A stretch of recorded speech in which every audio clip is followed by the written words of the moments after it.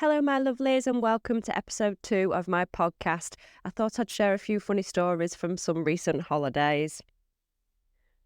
So I get asked sometimes when I've been away, oh, did you go on holiday? Did you have a nice time? Or, I didn't know you were engaged. I didn't know you just got married.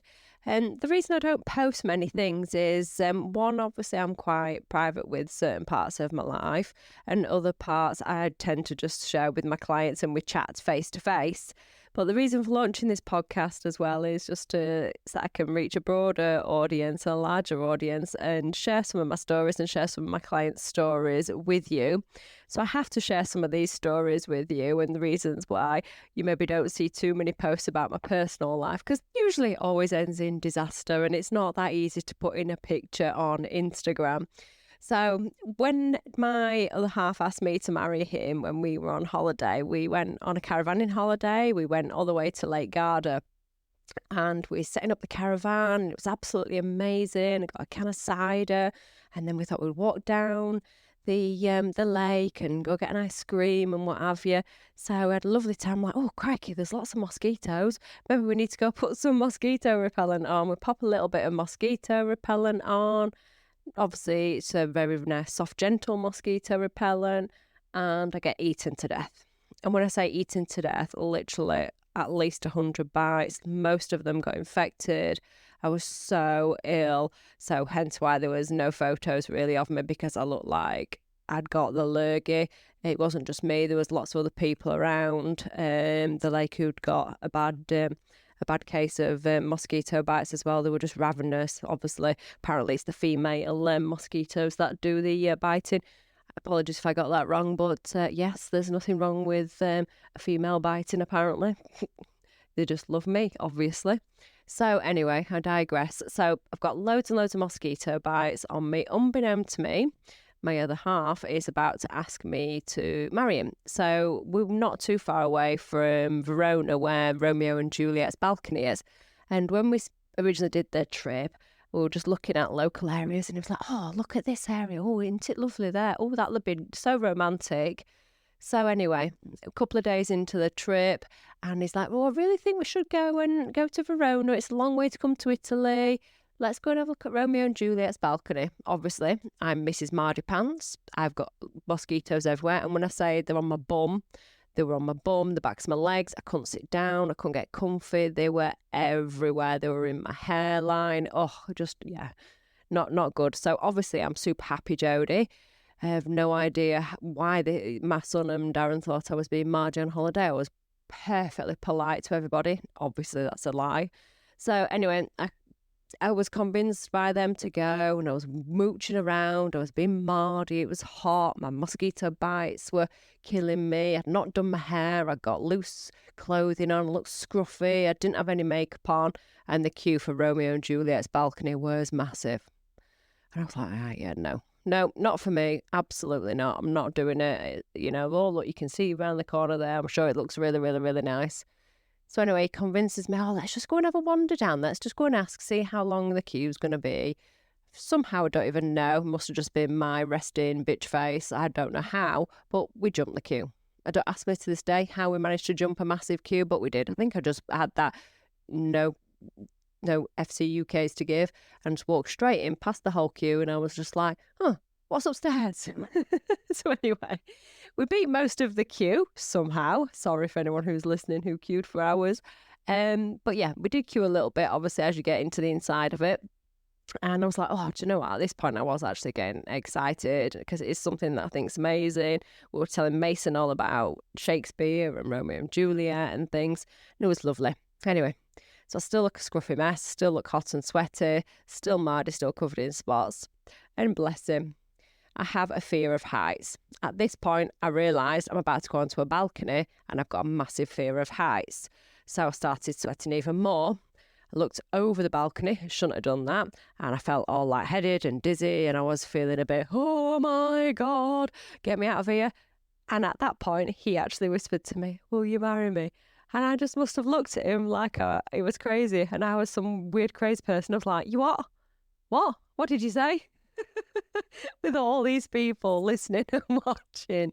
So yeah, so that's our story of how Darren asked me to marry him. He did ask me on Romeo and Juliet's balcony, and when I stopped being melodramatic about possibly falling off a balcony and actually listened, it was the most amazing thing ever. So yes, he did ask again. He laughed and asked me again, and of course I said yes. So that's one of the stories. It was a bit too long a story to put on an Instagram post about me and mosquito bites and having a fear of heights and just not feeling brilliant being at the Romeo and Juliet balcony.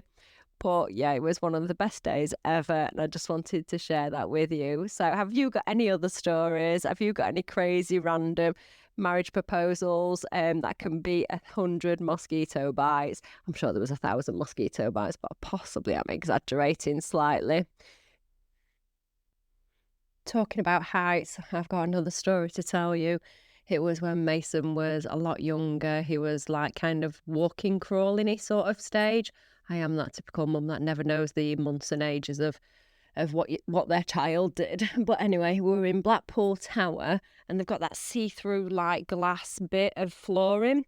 Well, I have a fear of heights. Didn't really realise probably what I was letting myself in for. Thought I'd be all right. Thought it would just be like this little glass bit of cube and you can avoid it. Obviously, as you start coming out the elevator, they kind of push you forward, and before you know it, you're almost there, and you're literally stood on, for what I can just say is the most horrendous thing ever. Like, I'm sure that glass is going to break. It's got to break. Logically, it's going to break. It is. There's just no way it can have that amount of weight on it and not break. Anyway, that's my crazy brain kicking off again. No, obviously it didn't break, otherwise I wouldn't be here. So, by myself, being a little bit melodramatic, Mason gets away from me somehow and is crawling and walking across this glass. Well, obviously, I'm about to have a meltdown at this moment in time. Deep breaths aren't doing it. I'm going, Mason, come here, Mason. People are just looking at me. And I'm like, oh God, I am going to pass out at any point. So I literally had to get on my hands and knees and shuffle myself across to Mason. And then he thinks it's hilarious. So he's actually starting to crawl and like get away even further and further from me. And yeah, it must just look like a comedy sketch, like me trying with sweat dripping off me as best I possibly can. And then he's trying to get to the edge and he's looking at the edge of it, and he's like in awe of everything, as little babies are, the wondrous, and me, I'm like, obviously, like probably pasty looking, probably got massive sweat beads all over me, maybe even sort of like a grey sort of colour. Yeah, no, didn't enjoy that at all. It's just absolutely horrendous. My fear of heights. I've had it again, where again I've been stupid and gone, oh, let's go up the palm in Dubai. Yeah, let's not. I thought it might be an elevator. You just go all the way up to the top, get out, and just maybe have a look. Darren saying to me, yeah, Jody will be fine. I'll be with you. Don't even worry about it. It'll be absolutely fine. You don't like it, we'll come straight back down. Yeah. So you get off the elevator and then they go, oh, just go through there and just go up them steps and then you can get to your platform. Yeah, the steps are on the outside of the building. Just that if anyone doesn't know, if you want to visit the Palm, it's absolutely beautiful. But if you've got a fear of heights, it's just not for you. Just don't do it. People thought I was crazy because it was dark as well. I'd not actually realised, and it was quite a still night. I'd not really realised I was high because your senses are everywhere. So I started climbing up the steps, and then a bit of a gust of wind came, and I was like, what?